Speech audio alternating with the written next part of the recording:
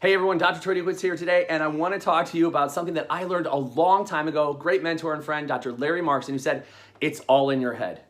Now, I'll never forget hearing this. This was literally, I just graduated, it's 1996. Like this is a long time ago, 1996. I graduate, I go to a seminar in 1997. Larry Markson is talking, and he is talking about it's all in your head. But this one concept, or this one, I guess, reality, is something that I really latched onto early on in life, and I have just, it's been a part of me ever since I heard this. So I want to talk today about just a couple of points that really stand out to me as I look back now, some 20 plus years, as I get to look back on this and some of the lessons that I've learned along the way. And I think one of the big ones that I think about is that your thoughts are real, but they're not your truth. Think about this. Your thoughts are real, but they're not the truth. People say all the time, well, I don't have enough money. You don't understand. I don't have enough money, or I don't have any money. I should say it that way. I don't have any money. And I have to say, but that's not true. Your thoughts are you don't have any money, but you have a phone, a cell phone, you have a computer, you have a car. Well, no, I don't have enough money. Well, how much is enough money? Well, I can't pay my bills, but you paid all your bills last month.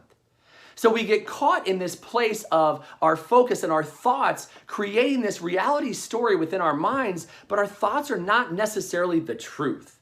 And so we have to be able to distinguish between the truth. What's the truth? What are the facts that we are living in our lives? And if we can focus on our facts, it's not a matter of you don't have enough money. Maybe you'd like to create more money. Maybe you'd like to attract more abundance into your life.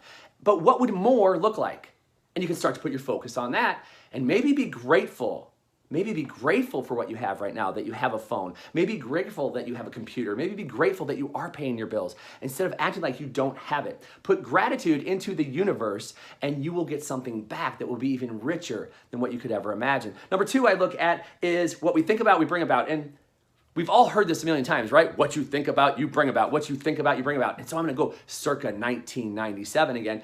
And I was dating a girl in Champaign, Illinois. And every time I drove to her house, I drove by this car lot. And I was driving a beat up, I think it was a 1986 Honda CRX. The front end was actually broken off of it. It was all plastic. It was just broken off of it. But this thing was a beast. It was an absolute beast. Now I would drive by this car lot that had this beautiful, it was a beautiful, gorgeous Honda Accord. Oh, I loved this thing. It was a black two-door Honda Accord, and it was just gorgeous. And every time I drove by it, I was like, I want that car. I am going to get that car. That is my car. And at the time, I don't even remember, I'm going to say probably it was about $5,600 for this car.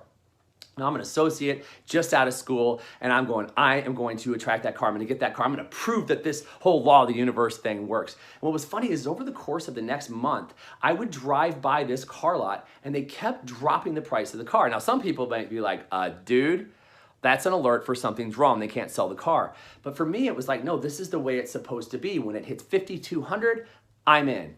Sure enough, as the weeks would pass, this car dropped down to, drum roll please, boom, $5,200. It was amazing. It was so cool. So I went ahead, made a few phone calls, and the next thing I knew, within about 2 weeks, I owned the two-door Honda Accord.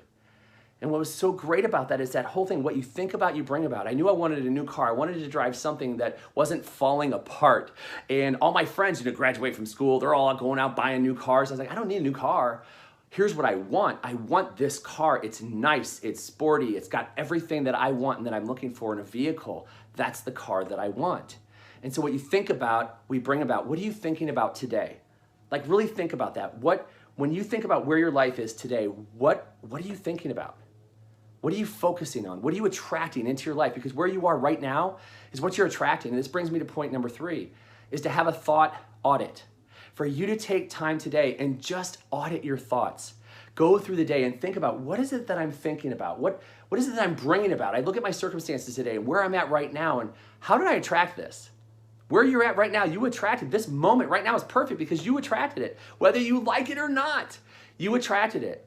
And so what I want you to do is just audit your thoughts. Start to audit where your thinking is going and where is your focus going. Because if you're spending more time focusing on that lack, then don't be surprised if your relationship isn't where you want it to be. Don't be surprised if money isn't where you want it to be. Don't be surprised if your business isn't where you want to be. Because if your dominant thoughts are living in the world of lack, then that lack is going to show up everywhere in your life. So take the time today to just actively and intentfully live your life and acknowledge where you are and the thoughts that you're having. You might even want to write them down.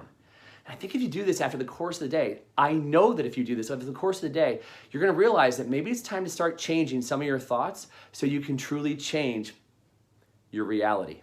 So take that action today. I promise you, you're going to love the exercise. You'll probably find that it spills over into tomorrow because you start to realize, wow, I might have created a lot of shit right now.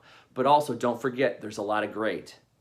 And behind all that stuff that seems so murky right now, you clear your thoughts, you refocus your thoughts, and you're going to start to create and attract what it is that you truly want and desire in your life. That's all I've got for you here today. I'm Dr. Troy Dukowitz. We'll see you next time. Bye-bye.